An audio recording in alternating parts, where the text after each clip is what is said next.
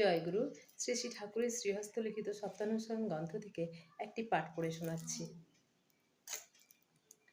বিশ্বাস বিরুদ্ধ ভাব দ্বারা আক্রান্ত হলেই সন্দেহ আসে। বিশ্বাস সন্দেহ দ্বারা অভিভূত হলে মন যখন তাই সমর্থন করে তখন অবসাদ আসে। প্রতিকূল যুক্তি ত্যাগ করে বিশ্বাসের অনুকূল যুক্তি শ্রবণ ও মননে সন্দেহ দূরীভূত হয়, অবসাদ আর থাকে না।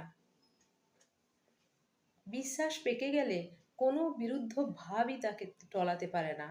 প্রকৃত বিশ্বাসীরই সন্দেহই বা কি করবে, অবসাদই বা কি করবে। সন্দেহকে প্রশ্রয় দিলে সে ঘুণ পোকার মতো মনকে আক্রমণ করে, শেষে অবিশ্বাস রূপ জীর্ণতার চরম মলিন দশা প্রাপ্ত হয়।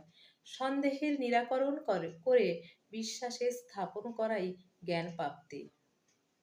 তুমি যদি পাকা বিশ্বাসী হও, বিশ্বাস অনুযায়ী ভাব ছাড়া জগতের কোনো বিরুদ্ধ ভাব, কোনো মন্ত্র, কোনো শক্তি তোমাকে অভিভূত বা জাদু করতে পারবে না।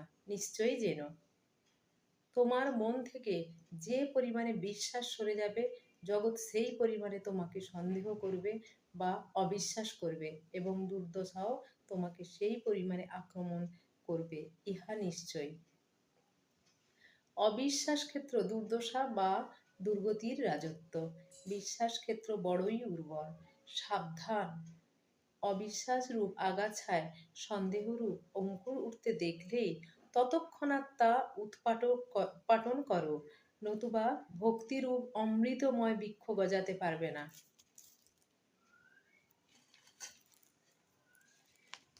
শ্রদ্ধা ও বিশ্বাস দুই ভাই, একটি আসলে আর একটি আসে। সন্দেহের নিরাকরণ করো, বিশ্বাসের সিংহাসনে ভক্তিকে বসাও, হৃদয়ে ধর্মরাজ্য সংস্থাপিত হোক। সদে নিরবচ্ছিন্ন সংলগ্ন থাকার চেষ্টাকেই ভক্তি বলে। ভক্তই প্রকৃত জ্ঞানী। ভক্তিবিহীন জ্ঞান বাচক জ্ঞান মাত্র। তুমি সহিহুং বলো আর ব্রহ্মাস্মি বলো, কিন্তু ভক্তি অবলম্বন করো, তবেই সেই ভাব তোমাকে অবলম্বন করবে, নতুবা কিছুতেই কিছু হবে না। বিশ্বাস যেমন, ভক্তিও তেমনতর আসবে, এবং জ্ঞানও তদনুযায়ী। আগে নিরহংকার হতে চেষ্টা করো, পরে সহিহুং বলো, নচেৎ সহিহুং তোমাকে আরও অধঃপাতে নিয়ে যেতে পারে। তুমি যদি সৎ চিন্তায় সংযুক্ত থাকতে চেষ্টা করো, তোমার চিন্তা, আচার, ব্যবহার ইত্যাদি উদার এবং